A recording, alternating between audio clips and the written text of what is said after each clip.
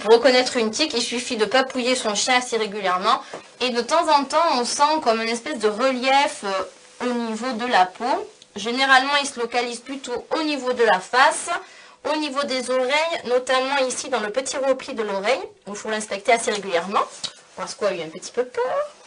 Et on en trouve aussi souvent entre les pattes, ici au niveau des espaces interdigités, généralement à cet endroit-là, ou des fois face palmaire de la patte, donc ici.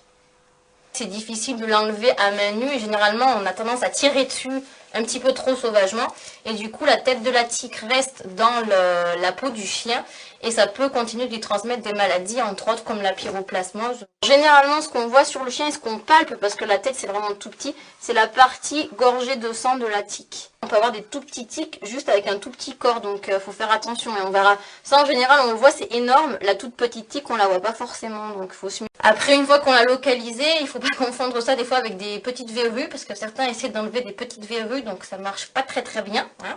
Après ça fait un tout petit souci. Si vous avez un doute, vous allez chez votre vétérinaire, ou ce que vous pouvez faire, c'est mettre de l'éther éventuellement sur la tique pour essayer de la retirer. Généralement l'éther les anesthésie un petit peu, c'est plus facile de les retirer. Sinon, quand on n'a rien, qu'on n'a pas d'éther, qu'on n'a rien à sa maison, on prend son petit doigt et on fait un mouvement rotatif pour dévisser la tête de la tique. Parce que la tique, en fait, se visse dans la peau du chien. Et pour l'enlever, il faut faire un petit mouvement rotatif jusqu'à ce que la tête de la tique... L'idéal, c'est d'avoir ce magnifique crochet à tique, où il suffit, en fait, de glisser la tique dans la petite encoche prévue à cet effet. Et après, on n'a plus qu'à dévisser doucement jusqu'à ce que ça vienne tout seul, sans forcer. On n'a même pas besoin de toucher la tique, donc pour ces dames, c'est quand même plus sympathique. Pato est très gentil.